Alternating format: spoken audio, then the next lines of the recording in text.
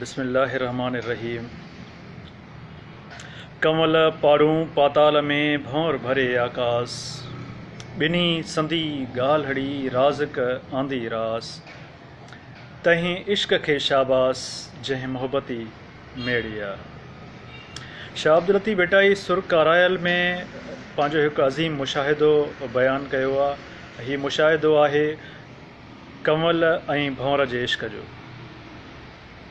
कमल पाड़ूं पाताल में जेको कमल जो बूटो आहे, उन जूं पाड़ूं पाणीअ जे बिल्कुलु तरे में, पाणी केतिरो बि गहरो हुजे पर उन जूं पाड़ूं हेठां तरे खां हली करे हू बूटो पाणीअ जे सतह ते ईंदो आहे। ऐं भौर भरे आकाश, भौर जी रहाइश खिलावन में, आसमान में, ऐं उतां हली करे हू कमल वटि ईंदो आहे। चए थो ॿिन्ही संदी ॻाल्हड़ी राज़िक आंदी रास, उन्हनि ॿिन्ही जे विच में हिकु ॻाल्हि, हिकु राज़, हिकु रग़बत, हिकु कशिश, तहीं इश्क खे शाबास जंहिं मोहब्बती सभु मेड़ी आहे। उहा रग़बत, उहा कशिश, उहा मोहब्बत, उहा शिक, उन जो नालो इश्क आहे। ऐं उन इश्क खे शाबास आहे जंहिं कमल खे तरे खां सतह ते आंदो ऐं भौर खे आसमाननि खां कमल वटि जेको आहे छिके आयो।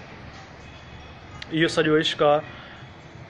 इन जो ऐं मतिलबु इहो त जेकॾहिं मोहबतूं सचियूं हुजनि, जेकॾहिं कशिश, मोहबत, इश्क सचो हुजे त पोइ फ़ासिला माना न रखंदा आहिनि। जी लतीफ़।